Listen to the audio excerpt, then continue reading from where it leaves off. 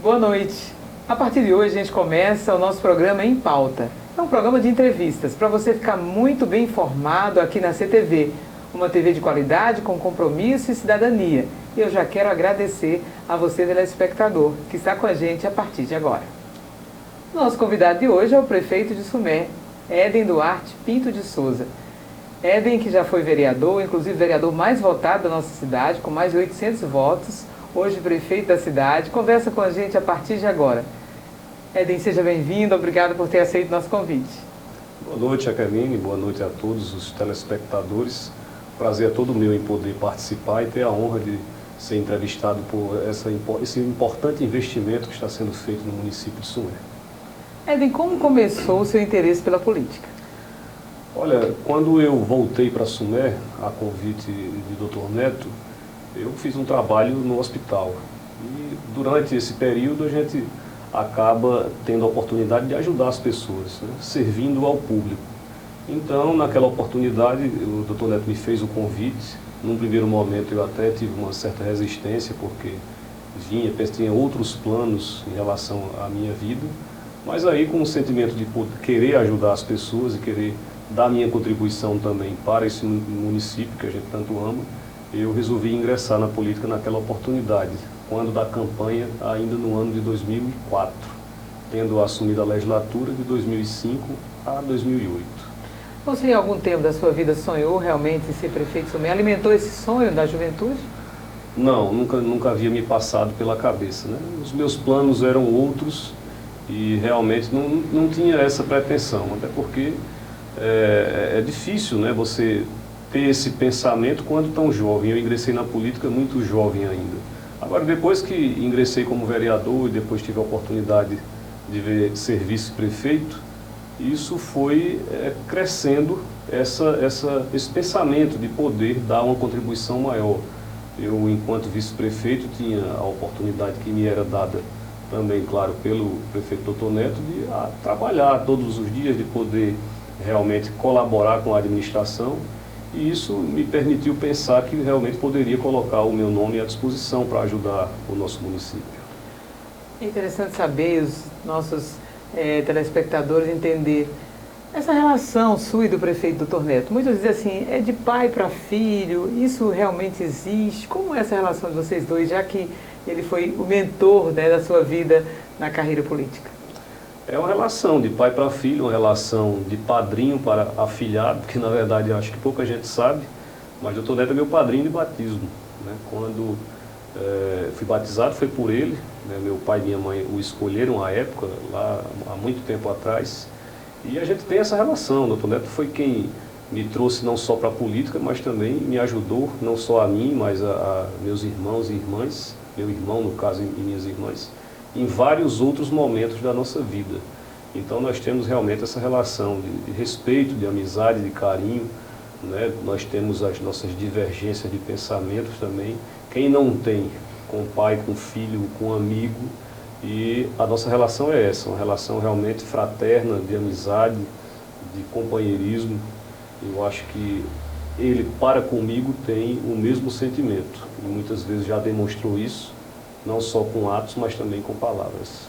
Se você tivesse que narrar para a gente a sua trajetória, até como jovem estudante, onde você começou a sua história de estudante? E, claro, eu esqueci de dizer no início da nossa conversa que você é contador e também advogado. Como começou toda a sua história quando se volta para o conhecimento? Olha, meu pai é do Pará, né? Toda a família do meu pai é paraense. Então, meu pai veio estudar na escola da Bananeira, lá na cidade de Bananeira, melhor dizendo. Ingressou no serviço público e uma das cidades que ele veio trabalhar foi justamente Sumé, quando conheceu minha mãe, que é suméense. Casaram e na Paraíba tiveram 3 filhos, minhas duas irmãs mais velhas e eu que sou o terceiro. Por questões da vida, voltaram para o Pará. Lá nós tivemos, né, eu tive mais 3 irmãos, sendo 2 irmãs e meu irmão que faleceu. E aí comecei os meus estudos todo lá. Infelizmente meu pai veio a falecer, eu tinha 14 anos de idade, e aí nós resolvemos voltar para o município de Sumé, já que toda a família da minha mãe é daqui do município. Aqui eu sempre fui um aluno aplicado, sempre gostei de estudar. Nós começamos a nossa vida com muita dificuldade, claro, ajudados por amigos, ajudados também pela nossa família, pelo próprio doutor Neto, já que era uma família de 6 órfãos, né? E aí, lamentavelmente, com muito pouco tempo depois do falecimento do meu pai, a minha mãe também veio a falecer, 2 anos após o falecimento do meu pai. Isso realmente abalou muito a todos nós. E aí cada um dos meus irmãos, a gente continuou junto, morando todos juntos, sendo a minha irmã mais velha e minha tia Socorro também, a quem nós devemos muito da nossa vida, é quem foi conduzindo junto com a minha avó, Elizabeth Duarte, que também nos criou. Estudei aqui, você sabe, lá no Colégio Estadual, José Gonçalves de Queiroz. Com 14 anos, 15 anos, eu fiz um processo seletivo no Banco do Brasil e passei para ser menor aprendiz.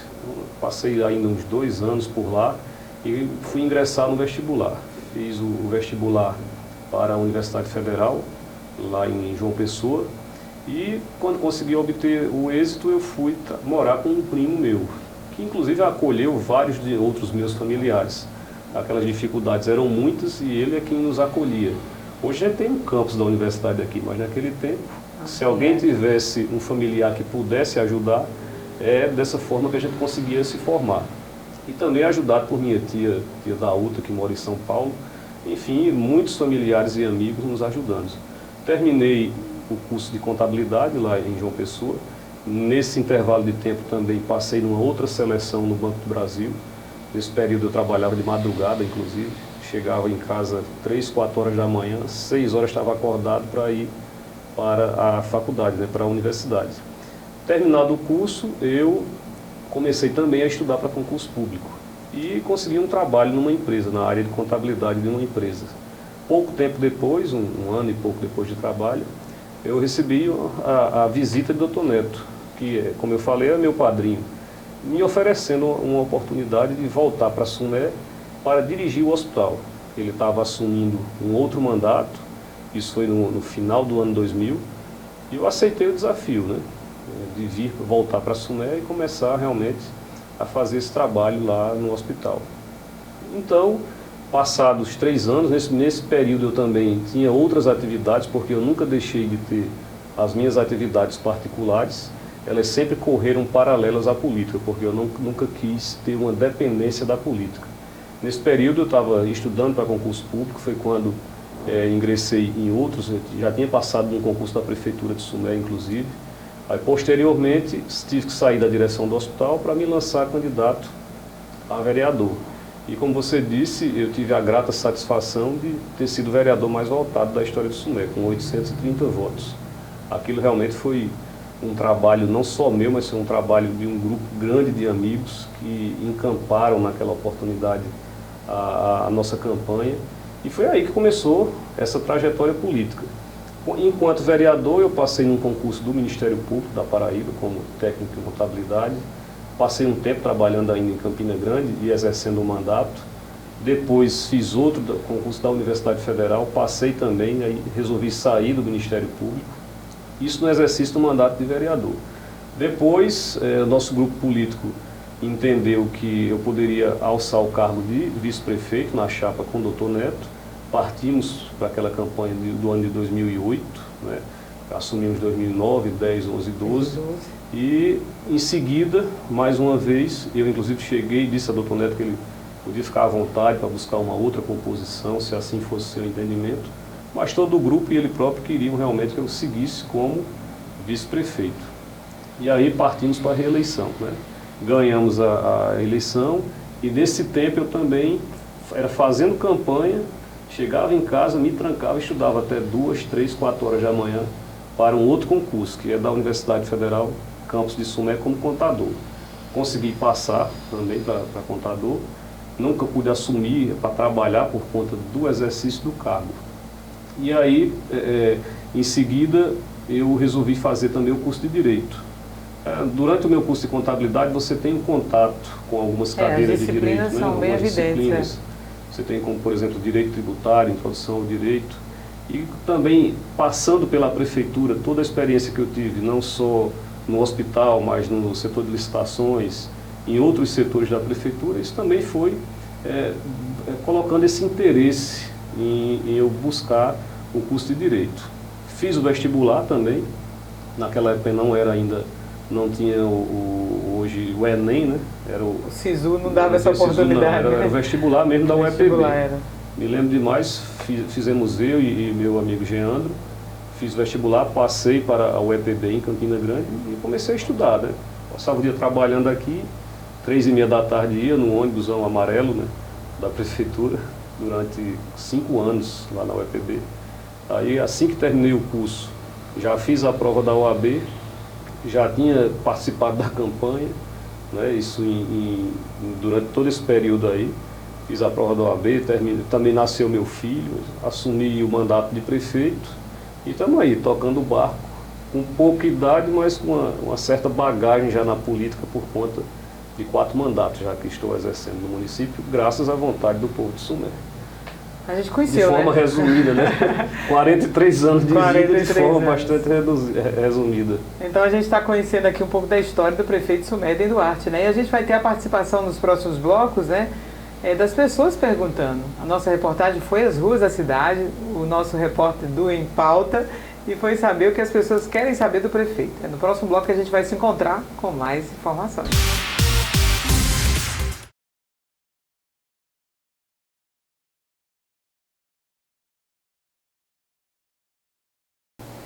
Nós estamos no programa Em Pauta, esse programa semanal de entrevistas que você vai ter aqui pela CTV, a TV de conteúdo. Mas eu quero sua sugestão. Na nossa telinha você vai ver o nosso Instagram, o nosso Facebook, você vai fazer aquela comunicação com a gente, a nossa produção vai trazer aqui no Em Pauta aquele entrevistado que você quer. E a gente está com o prefeito Éden Duarte, né, o prefeito de Sumé, para a gente conversar, conhecer. Agora a gente vai trazer um pouquinho, ano de eleição, prefeito, a gente quer saber muita coisa, né, principalmente agora. A gente lembra e sabe que as redes sociais tiveram um impacto muito forte nessas últimas eleições. Né? Gostaria de saber, inclusive, a sua opinião sobre o uso das redes sociais nessas campanhas eleitorais. Qual a sua opinião exatamente sobre esse uso? Você já se colocou como pré-candidato à reeleição? Qual seria a sua fala em relação ao uso das redes sociais? Eu acredito, Jaqueline, que não pode se tornar uma terra sem lei. A nossa Constituição, ela defende e ela prevê o direito de você se expressar, de você dar suas opiniões. Porém, você tem que ter limites, você tem que ter regulamentos, tem que ter regras. E em determinados momentos a gente vê que realmente está como se fosse uma terra sem lei. As redes sociais são ferramentas extremamente importantes para que você possa manter esse diálogo com a população, para que você possa também receber críticas, agora transformá-las em armas de se atacar reputações, de se destruir reputações das pessoas, eu acho completamente equivocado. Eu uso redes sociais, eu tenho os meus canais de comunicação com a população de Sumé, mas procuro sempre também medir as palavras, procuro sempre tratá-las como elas devem ser, meios de comunicação e não meios de agressão das pessoas, de agressão das famílias, de baixarias. Eu acho que o caminho não é esse. A gente tem que ter respeito pelas pessoas quando está ao vivo, cara a cara com elas, mas também tem que ter respeito quando está na frente de um teclado, para não atacar a honra, a dignidade das pessoas e das famílias. Nós vivemos numa cidade relativamente pequena, então nós temos aí que ter esse cuidado de, ao nos expressar nas redes sociais, realmente não atacarmos a reputação, a vida das pessoas, a honra das pessoas. Agora que são instrumentos importantes para o debate político, inclusive, elas são. Eu fico, às vezes, pensando que a Justiça Eleitoral não tem o controle das fake news. Eu, como profissional de imprensa, na sua opinião, você acha que nessas eleições a Justiça pode combater a fake news? Qual a sua opinião? Até como advogado mesmo. Eu acho que a Justiça vai ter que se estruturar bastante para conseguir atingir esse objetivo, né? Nós temos aí no Brasil mais de 5 mil municípios, você multiplique isso pela quantidade de candidatos a prefeitos, vice-prefeitos, vereadores, nesse Brasil que é um verdadeiro continente. Então, se a Justiça ela não se preparar, se ela não criar outras ferramentas para coibir as fake news, nós poderemos ter resultados aí muito ruins para toda a população. Você é do meio jornalístico, você sabe, uma mentira, enquanto uma verdade chega na esquina, uma mentira dá uma volta ao mundo. Quer dizer, você tem que ter muito cuidado com isso e a justiça tem que se preparar, até porque é papel dela justamente também defender e conseguir fazer com que as pessoas possam exercer seu voto, mas sem essa influência das mentiras que são publicadas. Nós estamos vendo aí exemplos mundo afora, né, onde realmente as fake news elas tiveram uma atuação importante. A última eleição no Brasil também já foi muito pautada por fake news. Quem usou desse expediente e quem viu esse expediente sendo usado, com certeza vai querer repetir em outras eleições municipais, inclusive aqui no nosso município de Sumé. Nós temos que ficar atentos e cobrando também a Justiça Eleitoral, né? Eu particularmente estarei muito atento e sempre que possível irei procurar a Justiça para que eventuais abusos sejam coibidos. Nesse momento que a gente vive, Brasil, Paraíba, dá para ter otimismo para ser gestor e ainda pensar numa reeleição? Olha, não está fácil, né? Não é de hoje não. A atividade política, há muito tempo, ela vem cada vez mais se desgastando, cada vez mais caindo no descrédito. Mas nós não podemos pensar que todo mundo é farinha do mesmo saco. Nós não podemos desacreditar a política. A política ela é uma arma de transformação social. Nós não podemos mudar nada se não participarmos ativamente da política. E se você que tem um pensamento de querer fazer a coisa correta, de querer fazer realmente que essa política seja instrumento de transformação, abandonar, se afastar, outras pessoas que não têm esse pensamento vão tomar conta. Na política tem aquela velha frase que diz que não há espaço vazio, alguém vai preencher. E aí é o momento justamente de nós termos orgulho de fazer a boa política, difundirmos esse pensamento e pedirmos às pessoas também que venham participar, né? Se você está insatisfeito, se você acha que determinada ação está errada, venha participar do debate, colocar o nome à disposição para discutir. É assim que a gente vai fazer a política ser novamente acreditada pelas pessoas, mas que o momento de hoje é um momento bastante delicado. Você colocou seu nome à disposição do partido para a reeleição. E aí, para os nossos telespectadores entenderem, você acha que você tem direito à reeleição, na sua opinião, ou porque você tem vontade de ir para a reeleição para continuar os projetos? Qual seria a sua opinião? A minha ideia é continuar os projetos. Eu peguei um mandato onde a gente pegou um turbilhão em nível nacional, muita coisa ficou travada, então em 4 anos a gente não conseguiu executar muito do que queremos. Eu acho que a gente tem ainda uma contribuição a dar. Acredito que estamos fazendo um bom governo, né, sem nenhuma imodéstia. Claro que temos as nossas falhas, nossa equipe tem as suas falhas, mas eu acredito que tem muito a ser feito. Então, por essa razão que mais 4 anos de governo, com toda certeza, nos darão a oportunidade de entregarmos mais resultados para a população de Sumé. E como será a questão da escolha do vice? Como será essa conversa com o grupo, com aliados, para escolher o vice? Olha, eu tenho um diálogo muito aberto com as pessoas sabem que eu procuro tratar a política de uma forma muito séria e também com verdade, com um diálogo aberto. Eu tenho já conversado com o nosso grupo e a gente vem discutindo, amadurecendo. Nós temos que... Política é sempre aquela velha frase também, né, de dizer que é a arte de somar. Nós temos que procurar somar, construir um projeto. Não se pode pensar em uma candidatura de si próprio, porque eu quero ser prefeito, eu vou ser desse jeito e todo mundo vai ter que entender que é desse jeito. Não é assim, é diálogo, é conversa, é construção, é você também ouvir as opiniões divergentes da sua, para que nós possamos continuar com um projeto. Agora, existe um norte traçado da política que a gente vem desenvolvendo ao longo desses anos. Esse norte eu não abro mão. Eu acho que se a gente quer caminhar dessa forma, para mim, só interessa governar se for com um norte traçado e não fazer todo e qualquer tipo de aliança ou formar qualquer chapa com esse objetivo. Não, eu não tenho um projeto pessoal de uma reeleição, eu tenho um projeto de grupo e um projeto para o meu município.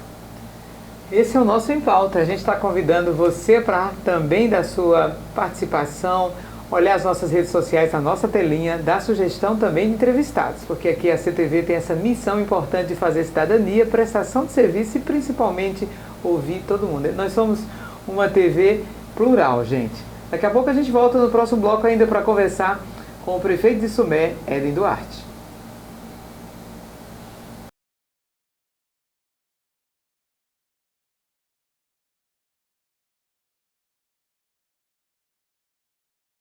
Em Pauta é sempre o seu programa de entrevista, todas as noites aqui pela CTV. E a gente quer que você também aponte para a gente os nossos convidados. Mas especialmente ainda na CTV nós vamos falar de saúde, vamos falar também de comportamento. Teremos muitas conversas por aqui. A gente vai se encontrar toda noite, hein? Por isso fique ligado aqui na telinha, acompanhe, baixe no seu celular, acompanhe na sua TV, breve, uma programação autêntica para você em todos os horários. Não é só aqui à noite, mas o dia inteiro, hein? Prefeito Éden, um interessante assunto que a gente traz aqui é... Agora é uma pergunta um pouco até delicada, mas o que é que lhe incomoda mesmo no cargo de gestor? Eu sou gestor e sei que tem algumas incomodações, né? Algumas a gente já pode dizer assim que sejam as leis, outros comportamentos, mas o gestor público, o prefeito, o que é que incomoda no cargo de gestor? Você, às vezes, ser procurado, você querer fazer algo por alguém, querer fazer determinada coisa e não ter a condição de fazer, pelos mais diversos motivos, ou porque a legislação realmente não permite naquele ponto específico, ou porque o município não dispõe dos recursos necessários para executar, e também, em determinados momentos, um excesso de cobrança por parte de alguns órgãos que burocratizam as coisas, fazem que o serviço público fique travado. Isso também incomoda, porque a gente gosta de agilidade, de resolver as coisas. Agora, claro, não é se ter agilidade em determinada ação sem cumprir a regra. Mas essas regras que existem no Brasil, tem umas que estão engessadas, tem leis antigas demais que têm que ser modernizadas para acompanhar o tempo e acompanhar a dinâmica das gestões novas. O nosso mundo mudou completamente. E isso me incomoda realmente na gestão pública, mas eu tenho convicção que ao longo do tempo isso vai evoluindo para que a gente possa ter uma condição melhor de dar respostas mais rápidas às necessidades das pessoas. Falou em travamento, eu lembrei da justiça. Você acha que a justiça trava a gestão? Em muitos momentos, sim. Em muitos momentos, sim. Eu acho que há, às vezes, não estou dizendo em todas as vezes, mas às vezes há uma invasão de competências. A gente sabe que a gente tem os três poderes, o judiciário, o legislativo e o executivo. Mas em alguns momentos há realmente uma invasão de competências e isso atrapalha a gestão. É poder de cada um fazer o seu papel, mas não invadir as competências um do outro. Bom, agora eu quero saber se você considera que Sumé hoje é uma cidade assim com contas equilibradas, se a gente cumpre os percentuais que diz a lei de responsabilidade fiscal, você considera que hoje nós somos financeiramente um município equilibrado? Não só eu, mas o próprio Conselho Federal de Administração, né, que em 2 anos seguidos já nos premiou dentro da Paraíba como um dos municípios com os melhores índices de gestão fiscal. O Conselho Federal de Administração e o Conselho Regional. Esse ano de 2019, mais uma vez, nós recebemos esse prêmio. O Tribunal de Contas também tem atestado essa gestão fiscal da Prefeitura de Sumé. Eu, como contador, me cobro mais ainda, né, porque eu sou contador, inclusive da universidade, eu me cobro mais ainda em realmente ter esse controle financeiro das despesas da Prefeitura, obedecer os vários índices que são colocados pela Constituição Federal, pela Lei de Responsabilidade Fiscal, porque você também, Jaqueline, se você não tiver um equilíbrio fiscal, você não consegue o ajuste das contas públicas e você não consegue fazer gestão. Você não consegue administrar, porque vai se tornando uma bola de neve e daqui a pouco se perde o controle. Quantos e quantos colegas eu já não vi fazendo isso? Por isso nós temos que ter realmente esse cuidado. Olhando aqui a receita, mas sempre de olho na despesa, às vezes tomando até medidas que são mais drásticas, mas necessárias para manter o bom equilíbrio das contas. Do contrário, você não consegue realmente executar o seu orçamento, né? Você vai extrapolar, vai estourar e além do custo para a sociedade, você também tem o custo para você, porque você pode incorrer em vários problemas legais que podem acabar com prejuízos para si próprio, para a pessoa do prefeito. Por isso que a gente tem que ter todo esse cuidado. Uma coisa interessante são os investimentos. 2019 foi um ano difícil para investimento? Dos 3 anos que administrei foi o pior. Foi um ano muito difícil, com muitas dificuldades financeiras. Eu via os colegas prefeitos e prefeitas Paraíba afora e Brasil afora, né? A gente sempre está em contato em Brasília e em outros locais, conversa com muitas pessoas de vários cantos do país, vários prefeitos.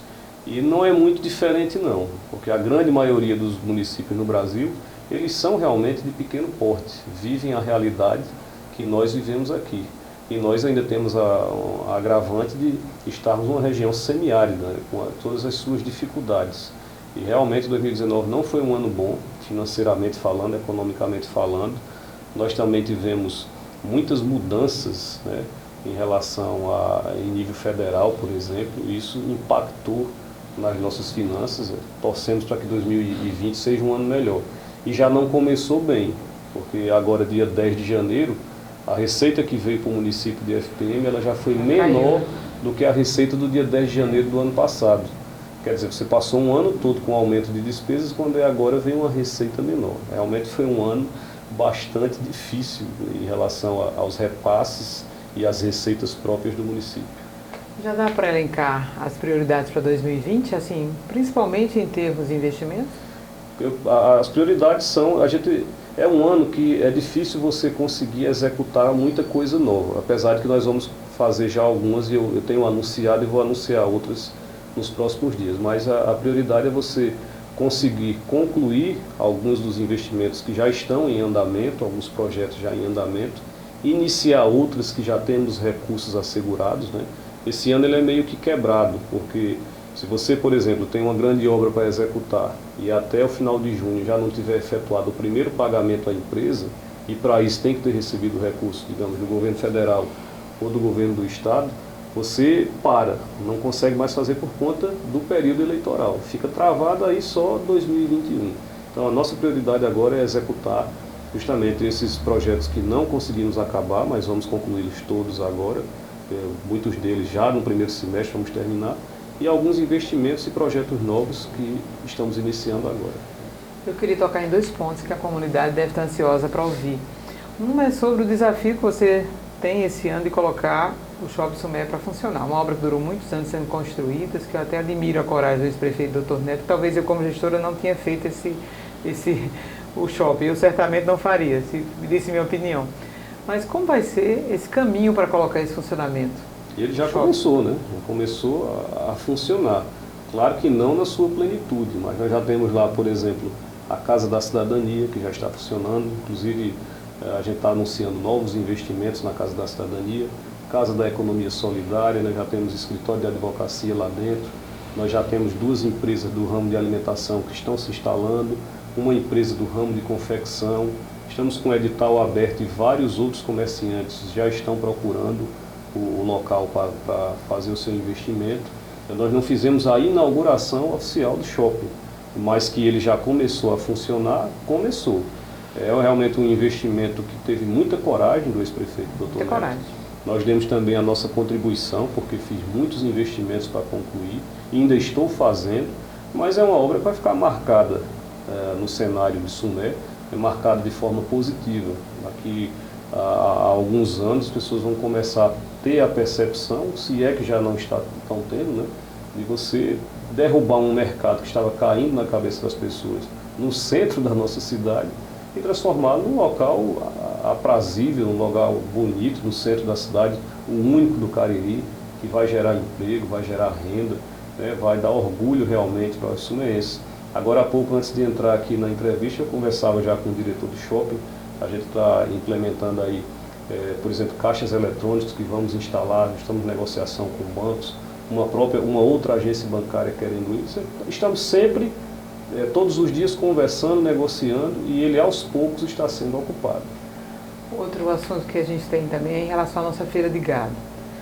Alguns comerciantes dizem que a gente teve prejuízo por causa da localização, por causa da infraestrutura, né? Tivemos aquele embate com a universidade. Como é que está o caminho para estruturar de vez e voltar com o pico total nossa feira de gado, já que foi tirada do centro, né, por tantas questões que a gente já sabe?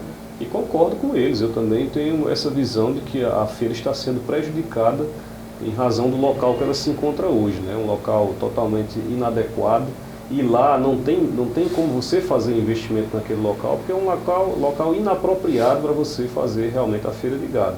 Infelizmente, nós tivemos algumas dificuldades em relação a essa questão do terreno para implementar nossa feira de gado, mas eu já estou com recurso em conta, a licitação feita. Falta apenas agora a decisão de uma perícia para que possamos finalizar e dar início à obra. Olha, gente, no próximo bloco a gente vai ouvir a pergunta do nosso entrevistado nas ruas da cidade, né? Os sumeenses perguntaram ao prefeito Edinho Duarte. É no próximo bloco que a gente vai se encontrar no Em Pauta.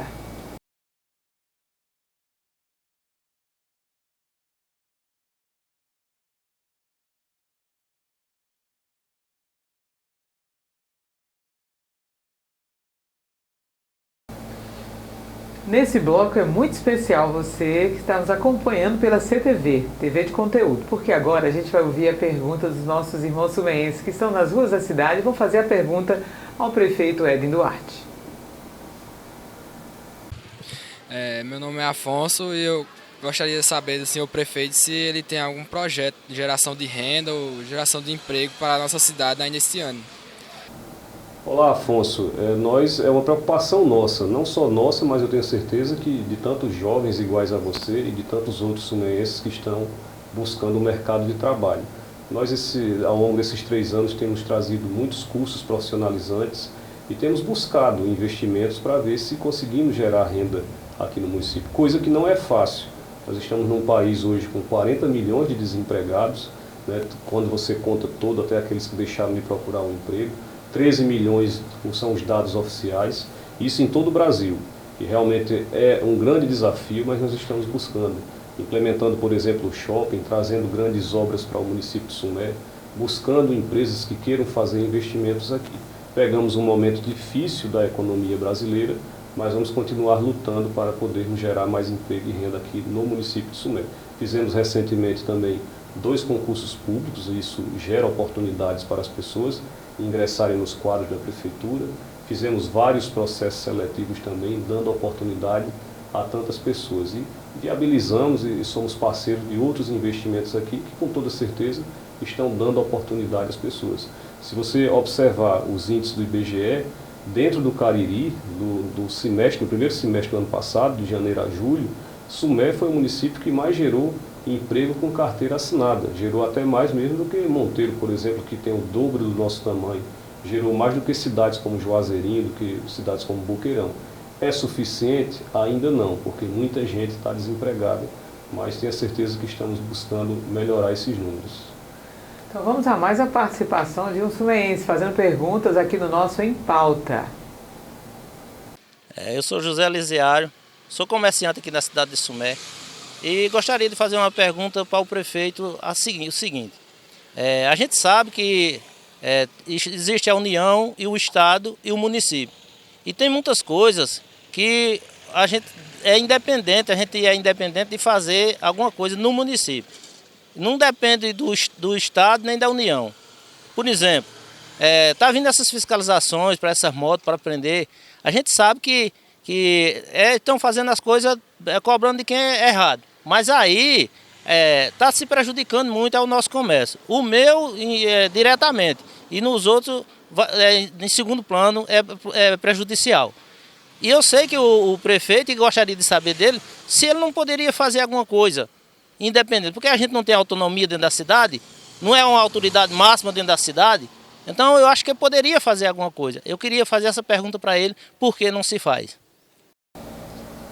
Não se faz, meu querido amigo Zé, porque cada um tem a sua competência. Eu falava aqui na divisão dos poderes judiciário, do legislativo, do executivo, e a polícia, tanto a rodoviária federal, a polícia militar, que é vinculada ao governo do estado, ela tem a sua independência. Eu não tenho esse poder, eu não tenho essa possibilidade de eu chegar e impedir uma blitz da Polícia Rodoviária Federal na BR-412, por exemplo. Eu não posso chegar para o comando da Polícia Militar e determinar que não se faça mais blitz aqui.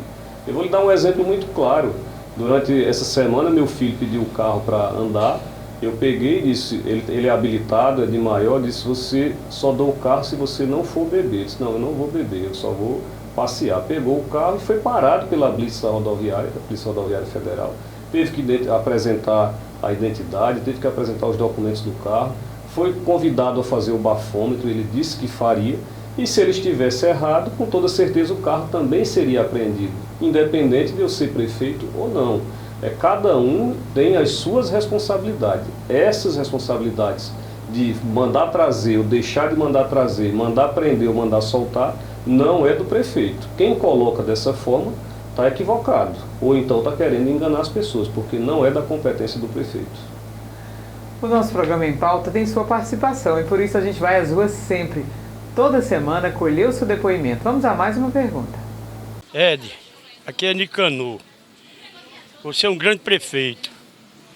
A cidade de Sumé é bem sinalizada. Agora, é mal fiscalizada. A gente entra certo, vem na hora ser atropelado, batido com esses caras que entram errado nas ruas. Era só isso que eu tinha para dizer. Obrigado, senhor Nicanor, pela pergunta. Realmente, a gente precisa melhorar o trânsito de Sumé. Agora, para que haja a fiscalização, a gente tem que implementar a municipalização de trânsito.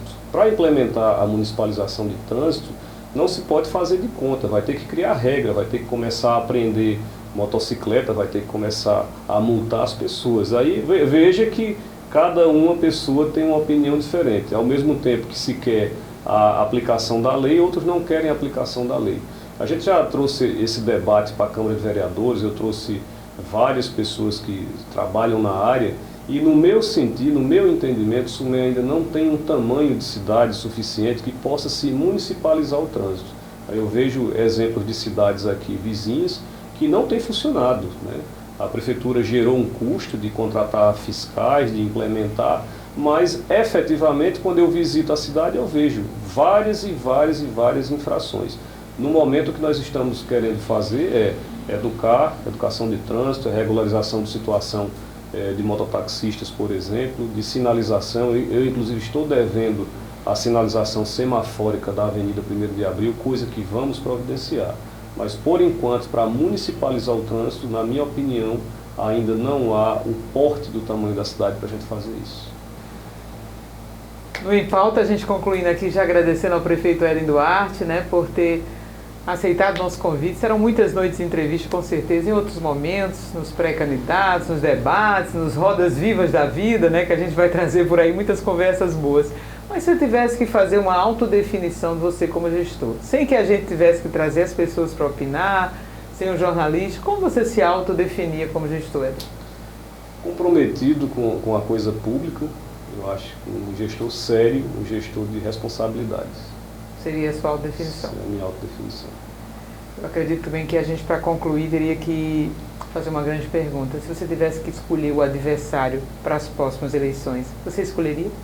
Isso é como futebol, Jaqueline. A gente não escolhe quem está do outro lado do campo, não. Eu acho que a gente tem que ganhar, tem que participar, enaltecendo as nossas próprias qualidades, mostrando quais são as nossas qualidades, e não impedir que candidato A seja ou que candidato B seja, que você tem que escolher. Quem tem que escolher é o povo. O meu nome vai estar à disposição. Com toda certeza a oposição deve ter candidatos. E aí o povo de Sumé vai fazer a sua análise para ver realmente quem eles querem que comande os destinos desse município por mais 4 anos. Que tem que ter muito cuidado com isso. Hoje mesmo eu somava a relação do que paguei de parte das contas da prefeitura dos precatórios, que são os débitos inscritos judicialmente, né, de gestões que passaram, já foi 1.039.000 reais. E tem muitas outras contas. Ou seja, uma má gestão num período de 4 anos, ela vai perdurar por muitos anos. E aí é para todos nós que moramos aqui. Todos nós que vivemos o município. As consequências são para todos nós. Então, escolher adversário, eu não escolho não. Deixa o povo, e o povo é sábio, e eles que escolham aqueles que se apresentarem. E eu com toda certeza estarei apresentando o meu nome. Em termos partidários, você fica no partido, no PSB, ou vai esperar alguma definição? Como será? Até o mês de março a gente define, né? Estou conversando com o meu grupo político, com o pessoal que está no PSB. Nós temos uma parte de pessoas, de correligionários que estão no PSB, outras que estão no PL, do deputado Wellington Roberto. Já recebi muitos convites de outras siglas também. Nós estamos avaliando né, vendo o cenário realmente para tomarmos uma decisão. Até porque também temos que tomar. A legislação eleitoral exige, tem os prazos de você fazer as filiações e eu vou tomar uma decisão muito em breve. Nem obrigado, eu quero agradecer a sua gentileza de ter vindo, desejar muito sucesso e que outras vezes, com certeza, será convidado para a gente conversar aqui no Em Pauta. Eu que agradeço, Jacqueline, a você mais uma vez e também ao nosso amigo Renato Moraes, que é quem está encabeçando esse projeto, e tantas vezes quantas for convidado estarei aqui para conversar. É importante a participação das pessoas, fazendo as perguntas, conhecendo o gestor da cidade, né? Eu não tenho tempo às vezes de estar a todo instante participando dos momentos, porque a vida administrativa exige muito da gente. E aí um momento como esse é importante realmente. Eu que agradeço a oportunidade. Porque você é sempre o nosso convidado muito especial, porque a CTV tem esse compromisso com a prestação de serviço à cidadania e à pluralidade. Por isso, uma ótima noite para você. Obrigada, a gente vai se encontrando.